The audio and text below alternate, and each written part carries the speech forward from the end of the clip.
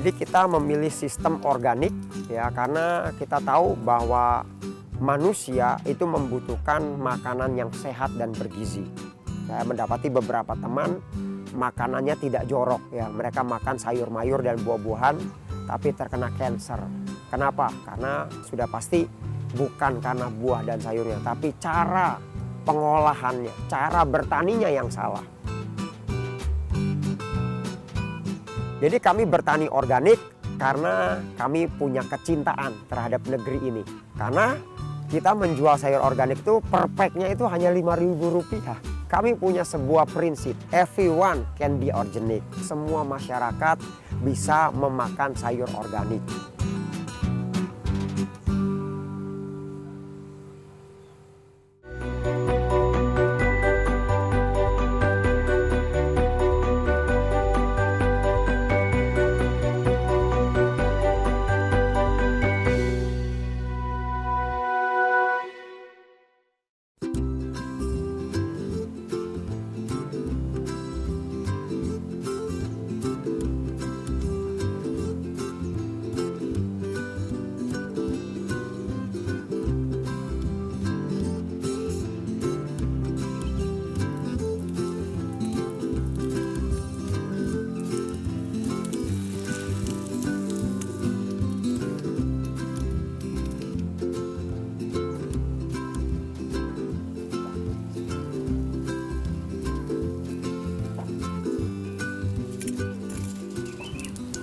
Nah ini udah banyak belalangnya, lihat nggak?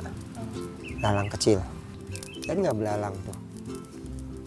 Belalang kecil. Nah kudu disemprot nih, Man.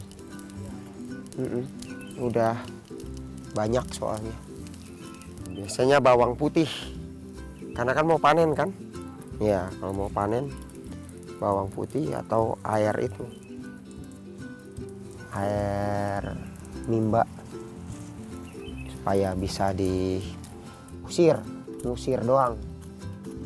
Yang penting diusir.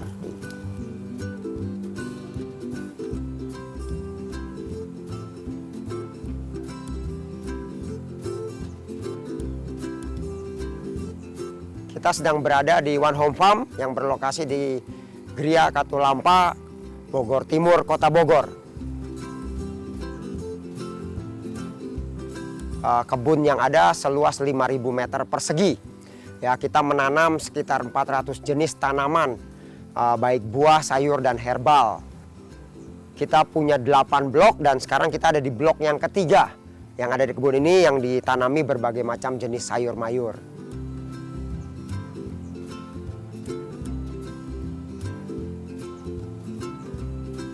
Di blok 3 ini adalah percontohan bagaimana membuat bedengan dengan harga murah tapi menghasilkan sumber daya pangan yang lebih banyak.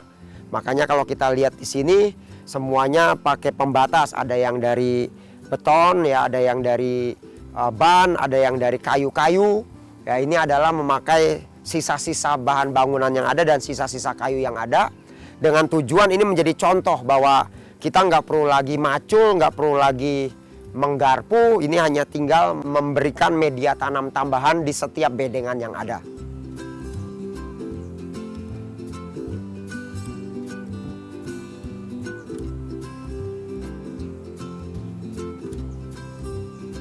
Saya adalah founder, jadi saya mendirikan One Home Farm, lalu saya mengajak anak-anak muda untuk bisa bergabung di dalamnya.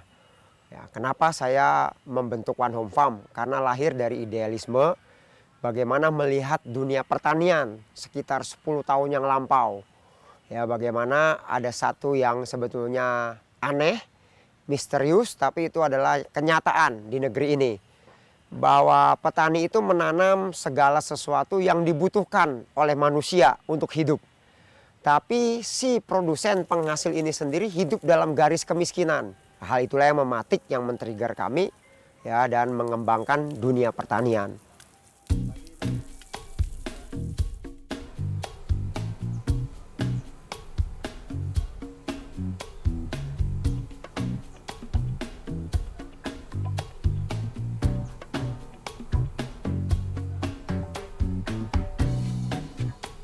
Kami di One Home Farm menanam sayur ya, sayurnya organik ya.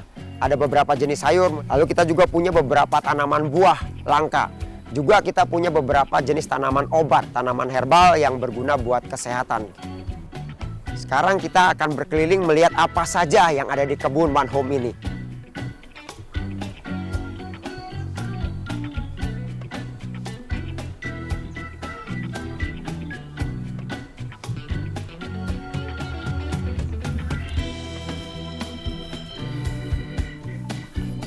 Oke, sekarang kita ada di kebun Markisa ya. Nah, ini adalah Markisa raksasa.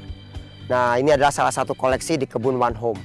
Nah, ini pohonnya rimbun ya, dia merambat.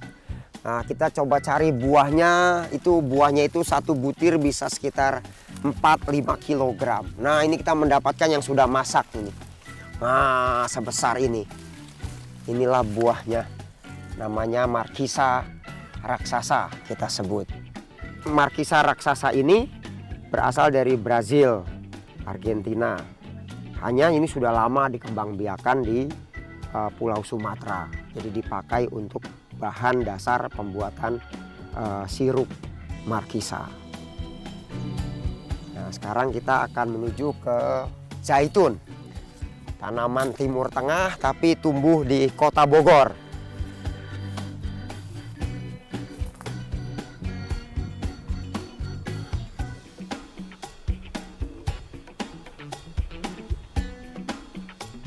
Nah, ini adalah koleksi zaitun kita. Nah, zaitun ini kita produksi menjadi teh celup dan teh godok. Ini usia pohonnya sudah sekitar 4-5 tahun. Tingginya sudah di atas 2 meter. Jadi zaitun ditanam di Indonesia ada beberapa jenis. Nah, ada Arbequina, ada Mission Prancis. Nah, yang kita tanam di kebun kita ini adalah Mission Prancis. Nah, normalnya memang 5-6 tahun baru dia berbuah. Tapi karena di kebun kita hampir setiap minggu dipangkas. Karena lebih mahal daunnya daripada buahnya. Sementara ini orang Indonesia belum terlalu suka makan buahnya. Lalu kita juga belum bisa mengolahnya menjadi minyak secara natural, secara tanpa mekanik. Nah, jadi kita masih memproduksi daunnya dibuat menjadi teh.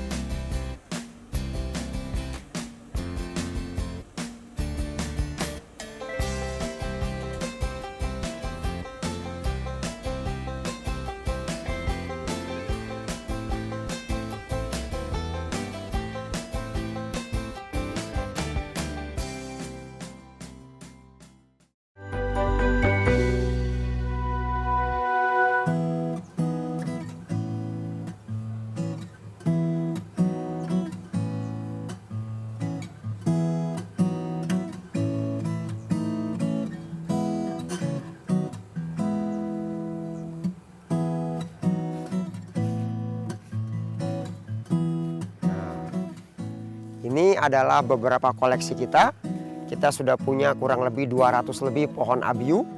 Jadi kita bisa lihat ini yang besar, yang sudah rimbun. Dan ini buahnya. Abiu itu adalah sawo Australia. Ya, walaupun sebetulnya di Australia sendiri belum tentu ada. Tapi itu penamaan karena mungkin dia seperti bule. Dan dia masuk familianya adalah sawo, maka disebut sawo Australia. Atau lebih dikenal di Indonesia abiu. Nah, abiu sendiri sebenarnya sudah lama di Jawa Barat. Hanya saja orang kurang suka karena tidak tahu cara makannya.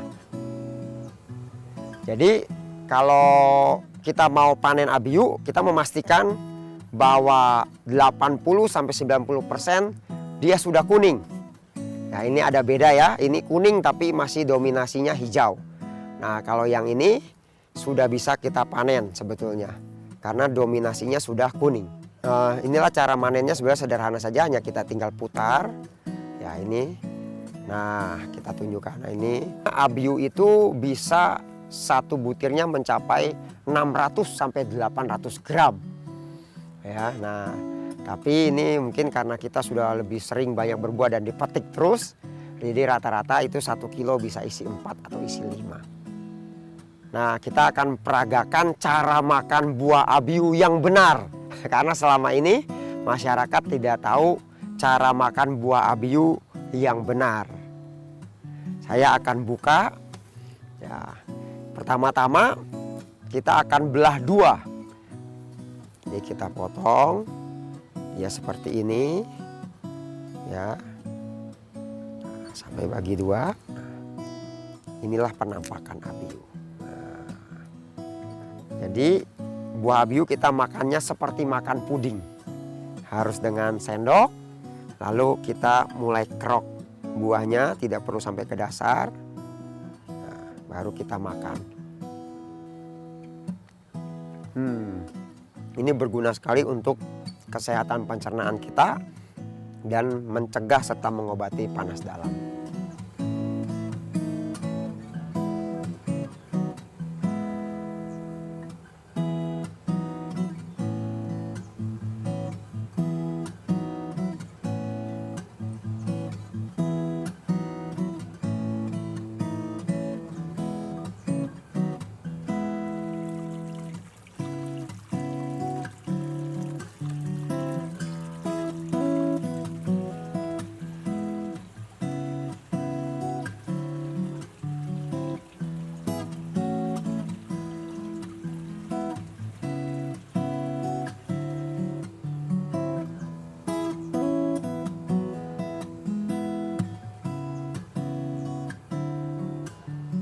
Ya, sekarang kita ada di One Home Farm Blok 8. Nah, ini adalah tanaman-tanaman berbagai jenis sayur, tapi dengan cara konvensional.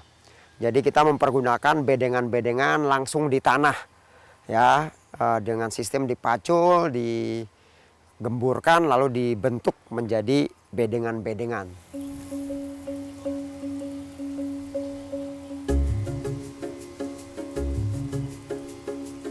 Kita melakukan penyiraman, tapi ini bukan air biasa. Ini adalah air yang berasal dari kolam lele. Kenapa? Karena kolam lele kita ketahui unsur N-nya tinggi. Jadi cukup baik untuk sayur-sayuran. Nah, jadi ini adalah filterisasi dari sungai yang ada di Katulampa. Kita filter menuju ke kebun kita. Jadi 2 kali penyaringan mempergunakan eceng gondok. Nah, dari 2 kali penyaringan itu kita masuk ke kolam ikan. Pertama-tama masuk ke kolam ikan mujair, lalu ke kolam ikan lele. Nah, dari kolam ikan lele itu yang kita pakai untuk menyiram seluruh kebun yang ada. Sehingga kita tidak lagi membutuhkan pupuk cair. Karena setiap hari kita sudah siram dengan pupuk cair yang berasal dari kolam lele.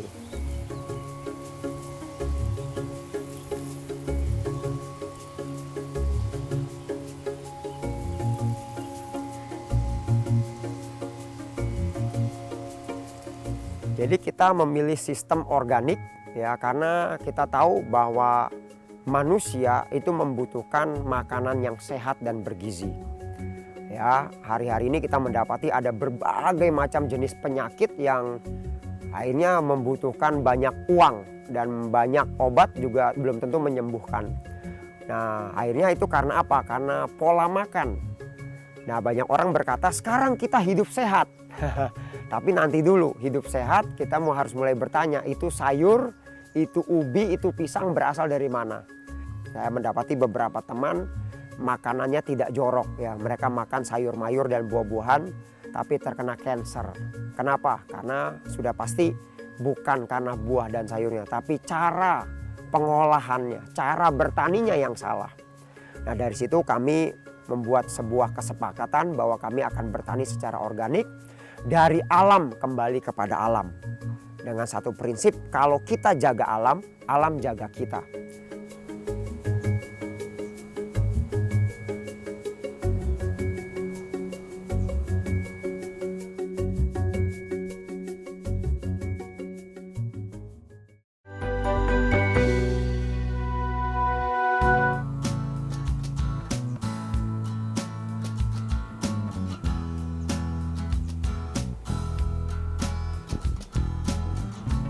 Saat ini kami mau panen kangkung sama bayam merah. Jadi setiap hari itu memang kami punya sistem di sini. Jadi setiap hari tanam, setiap hari panen.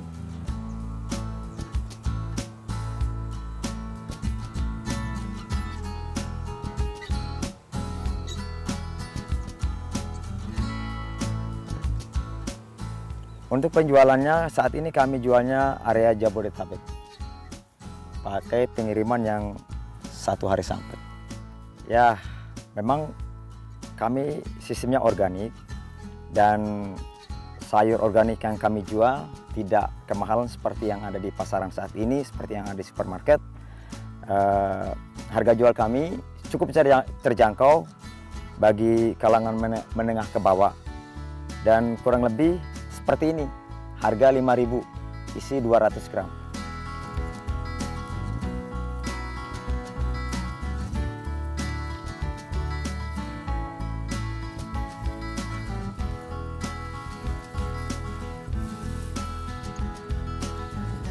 Jadi kami bertani organik karena kami punya kecintaan terhadap negeri ini. Ya, kalau kita melihat kebun kopi, kebun teh, yang bagusnya dijual kemana? Ke luar negeri. Kita Indonesia dapat das, ya, sampah debu teh. Makanya kita bisa mendapati teh itu murah banget di Indonesia, tapi kalau di Inggris, di Arab Saudi mahal. Nah, ini kan menurut saya tidak fair ya. Kita yang nanam tapi kita tidak pernah mencicipi yang terbaik.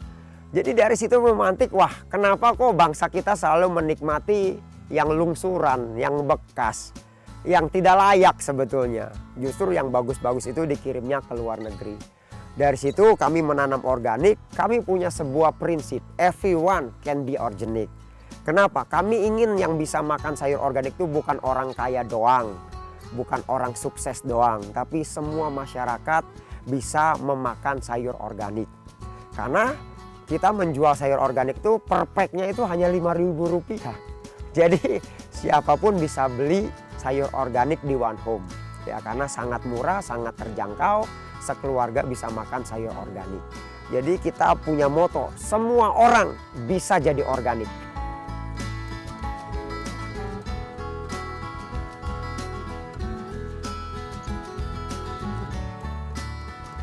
Ya, jadi di kebun ini kami mengelola tanaman herbal untuk menjadi produk turunan. Jadi jenisnya ada teh zaitun, tin atau ara, dan stevia. Bisa diolah menjadi minuman herbal.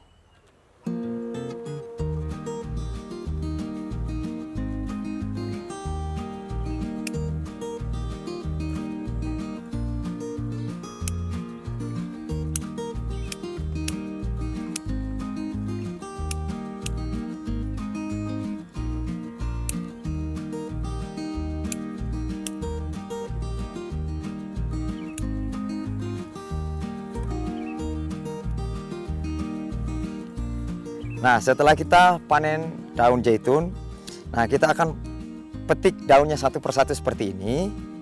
Ya, satu persatu seperti ini. Nah, setelah dipanen satu persatu seperti ini, kita akan cuci bersih dengan air bersih dan kita akan jemur di tempat khusus untuk dijadikan teh. Jika tidak ingin diawetkan, maka bisa direbus langsung dan diminum.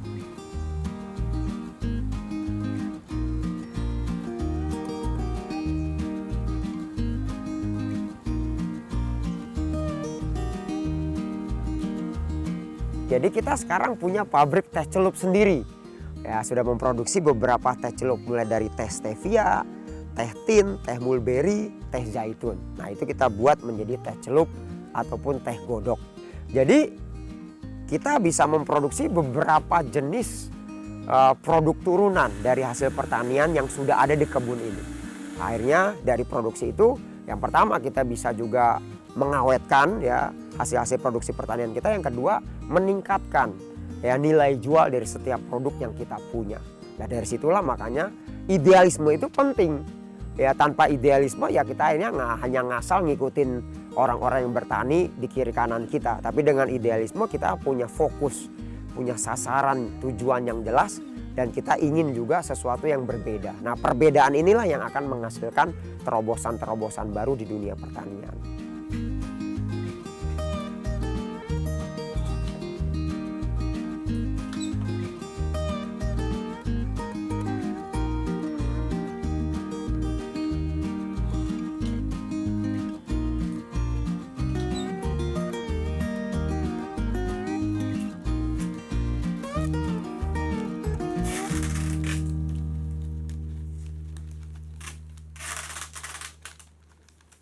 Kenapa kita menyebut One Home Farm adalah miniatur dunia pertanian di Indonesia? Karena One Home Farm itu berdiri di lahan yang kurang lebih hanya 5.000 meter.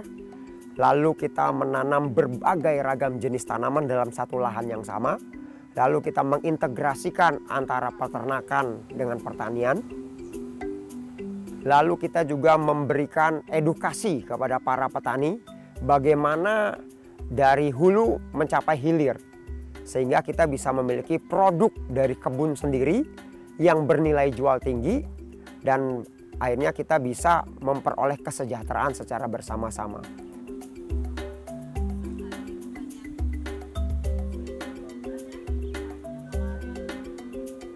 Saya memiliki sebuah harapan ya yang sangat-sangat besar ya, dan saya optimis itu bisa terjadi bahwa kita ingin muncul 1 juta petani yang sejahtera untuk Indonesia. Kenapa 1 juta? Kok sedikit? Ya, kami ingin menyumbang lah untuk negeri ini. Paling tidak lewat One Home kita bisa melatih, membangkitkan, membentuk 1 juta petani yang sejahtera untuk Indonesia. Lalu yang kedua, kita ingin ikut berkontribusi sama-sama membangun Indonesia menjadi lumbung pangan bagi bangsa-bangsa. Karena kita punya 93 juta lahan nganggur, 93 juta hektar lahan nganggur di Indonesia. Itu bisa ditanami sebetulnya dan menjadi lahan produktif. Lalu kita punya jumlah anak muda yang semakin banyak, bonus demografi. Artinya kalau semua mulai konsentrasi kepada dunia pertanian, saya percaya Indonesia akan jadi lumbung bagi bangsa-bangsa. Kita bukan hanya mencukupi pangan untuk negeri kita sendiri, tapi akan mencukupi pangan untuk bangsa-bangsa. Walaupun sekarang kita masih ketahui ada beberapa kita import ya, karena kita nggak mau nanam sendiri, kita nggak mau susah. Lalu ada mafia-mafia yang bergerak di dunia pertanian. Tapi saya yakin ke depan, saya optimis kalau makin banyak kebun seperti One Home ini. Itu sebabnya saya membuka kesempatan untuk teman-teman bisa belajar, bisa copy paste. Saya dengan rela membuka semua dapur yang ada, ilmu yang ada untuk kebun-kebun seperti ini bisa teraplikasi di berbagai daerah di seluruh penjuru negeri. Sehingga kita bisa sama-sama membangkitkan. Saya membayangkan kalau One Home bisa mempekerjakan 7 sampai 10 orang ya dengan lahan 5.000 meter. Bayangkan kalau kita punya 1.000 kebun di seluruh Indonesia dengan pola yang sama, dengan cara yang sama, dengan sistem yang sama, dengan kearifan lokal yang sama, otomatis ini akan bisa meledak di mana-mana dan pada titik itulah petani kita mulai sejahtera, pada titik itulah kita punya ketahanan pangan secara komunitas. Sehingga tidak akan pernah terjadi kelaparan.